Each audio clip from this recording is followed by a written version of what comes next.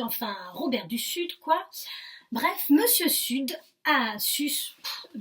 Robert Sus, un évêque britannique bien connu des autres, a dit, et je cite, « La parole a été donnée aux communs des mortels pour communiquer leurs pensées, mais aux sages pour la déguiser. » À citation donnée, démonstration éclairée. L'autre matin, la maman sage que je suis s'est efforcée de garder le contrôle tout en déguisant donc sa parole. Je suis vraiment crevée ce matin, on va pas aller à la piscine, non, là, ça va pas être possible. Oh maman, écoute, t'avais promis. Non, je suis fatiguée, là, j'ai mal au ventre. Allez maman, on y va. Non écoute, non, là, c'est pas possible, voilà, c'est comme ça.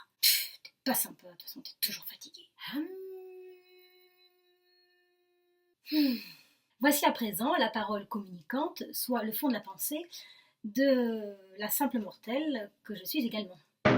Eh ben non, maman elle est pas sympa. Tu vois, maman elle est crevée parce qu'elle se vide comme un lapin. Les chutes du Niagara, tu vois l'image, hein? Eh ben c'est comme ça, tous les débuts de mois, depuis qu'elle a des seins. Putain. Faut quand même l'avouer, ça fait du bien.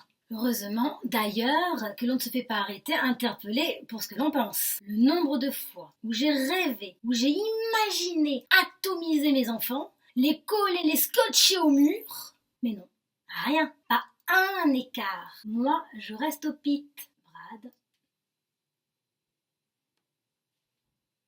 Quant aux injures, eh bien, il est de bon ton de garder raison. Face à nos chers petits, notre progéniture chérie, si dire la vérité est fortement recommandé, le franc-parler, l'outrancier, l'exagéré reste encore quelque peu décrié. Marie-Thérèse, ne jurez pas! Vulgarité des mots, non. Vulgariser les propos, oui. Des images, des mots. Merci Dolto.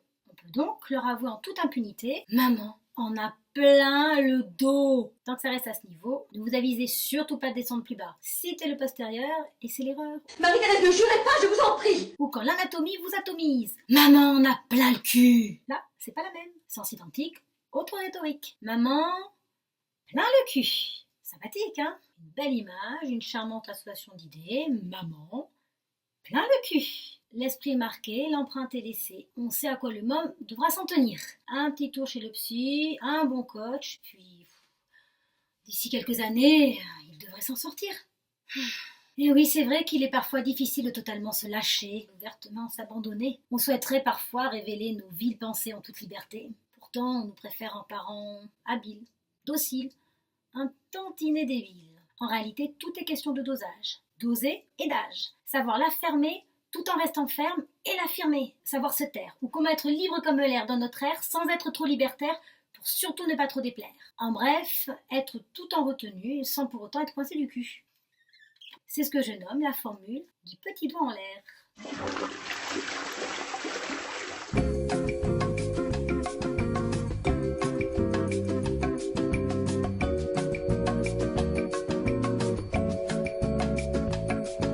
Alors non, maman, elle n'a pas envie d'aller à la piscine de merde pour se geler le cul.